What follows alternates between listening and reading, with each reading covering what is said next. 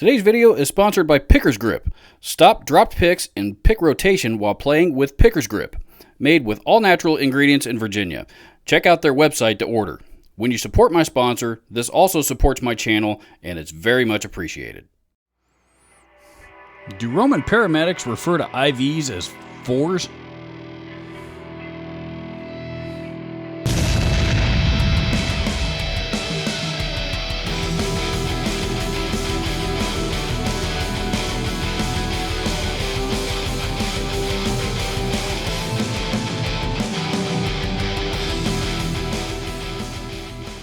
Hello, I'm Robert. Welcome to you here to my home studio.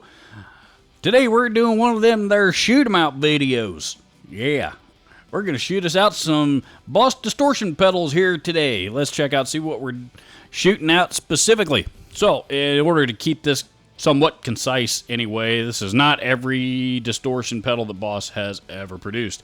This is just the, what I'll call the general distortion pedals. This doesn't include like the the really uber high gains like the Metal Zone and the Mega Distortion and all that kind of stuff. We'll do that in another video. So here's what we got. So here from right to left, starting with the good old-fashioned Boss DS1 distortion pedal that has been around since 1978. Of course, that one's a classic. There's the updated version here right next to it. This is the Boss DS2 Turbo Distortion. This one has two different modes on it. It's got basically the turbo on or off mode, if you will. So that one is essentially going to double as two different pedals, because I'm going to demo that one with the turbo mode off and then with it on for each of these examples. Next in line, we have the Boss Super Feedbacker and Distortion. This is one that a lot of people have forgotten about, if they even know about it at all, to be honest with you. That one's kind of unique and interesting. That's an old pedal. That one is a old made in Japan distortion pedal from the 80s. I should probably do a video on that one by itself, because it's not the greatest sounding distortion in the world, but it does have some really cool features on it. But we're not going to get into that in this video. This one we are just focusing on the distortion tone. And here we have the OverDrive Distortion OS2. We saw this pedal featured in the OverDrive Shootout video that I did here a couple of weeks ago. What's unique about this pedal is it has this blend knob right here that will allow you to blend the tone between an OverDrive tone and a distortion tone. So this one, I've got it dialed all the way to the right, all the way on the distortion side, whereas I had it all the way the other direction for the other video. But because we're demoing the distortion tone, or testing out the distortion tone in this video, that's where that knob is going to be set. Next in line, one of the rarest Boss pedals out there that was manufactured for a very short time, between 96 and 97. They only made this pedal for less than a year. This is the PW2 Power Driver. I actually did a separate demo for this pedal here on my channel a few months back. This one is this one's a little bit different from the other four here before it, because this one has a little bit more of a 90s flair to it, and it's there's no treble control on it. So you have the fat control, which is the bass, and then the muscle control, which is the mid range. So those are your tone controls. What I'm going to do with this one, as well as the distortion feedbacker, because this one also has a weird control on it, and the overtone knob, which doesn't really do anything, I guess, for this demo, but I did it anyway. So for the two-tone controls on this one, and the tone and the overtone control on this one, I'm going to, every time I make an adjustment to the tone controls, both of those are going to get moved to the same setting. And last but not least, if you follow my channel the last month or two, you probably know that I have recently fallen back in love with the Boss Blues Driver, and this is one of my favorite pedals, so I'm featuring that one here along with the rest of them as well. So there you have it. Those are the pedals we're using. Let's hear some tones.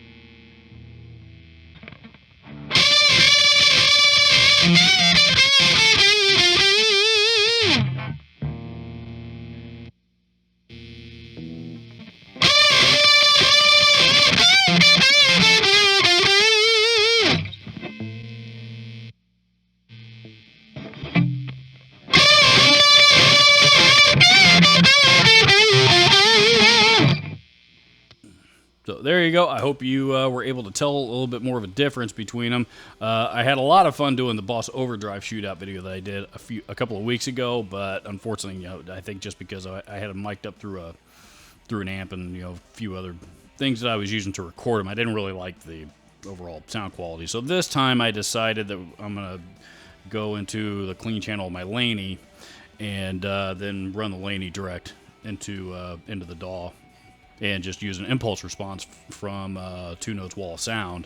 That way that'll eliminate any of the different nuances that might happen from bumping a microphone or stuff like that. So anyway, so I hope I could certainly hear quite a bit of a difference between all of them this time around. My favorites of all of these, I would probably have to go back and forth between the DS2 and the OS2. Believe it or not, I think what I just heard here today, those are probably my favorites. And I do like them all. The DS1, of course, is a classic. That thing's been around almost as long as I have. And the PW2 is one of the most unique sounding distortions that that I've ever heard. Certainly that I own. It's kind of weird sounding. It's not a flavor that I think would be real conducive for everybody. But I like it because for its originality and also just because it's a Boss pedal that a lot of people don't even know about.